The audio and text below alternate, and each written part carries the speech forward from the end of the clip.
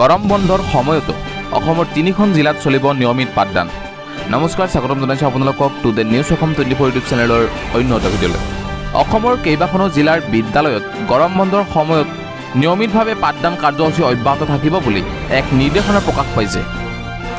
জিলাকেইখনৰ বিদ্যালয় পৰিদৰ্শকসকলে এই সিদ্ধান্ত গ্ৰহণ কৰে।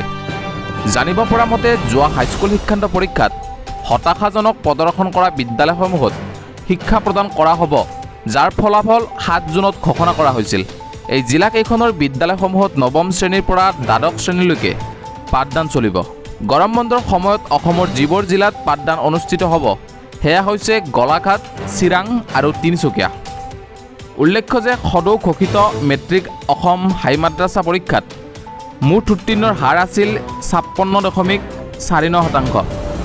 ইয়াৰে মুঠ 65,176 গৰাকী ছাত্ৰ ছাত্ৰীয়ে প্ৰথম বিভাগত, 99,854 গৰাকীয়ে দ্বিতীয় বিভাগ আৰু 64,101 গৰাকী ছাত্ৰ ছাত্ৰীয়ে তৃতীয় বিভাগ লাভ কৰে। 14,047 গৰাকী ছাত্ৰ ছাত্ৰীয়ে ষ্টাৰ নম্বৰ লাভ কৰাৰ বিপৰীতে পৰীক্ষাসমূহত 8,373 গৰাকী ছাত্ৰ ছাত্ৰীয়ে ডিষ্টিংশ্যন নম্বৰ লাভ কৰে।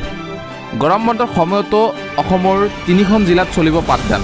জিলাকেইখন হৈছে গোলাঘাট, চিৰাং আৰু তিনিচুকীয়া।